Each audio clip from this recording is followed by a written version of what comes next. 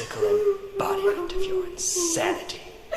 As a matter of fact, we all are. You cannot run from us.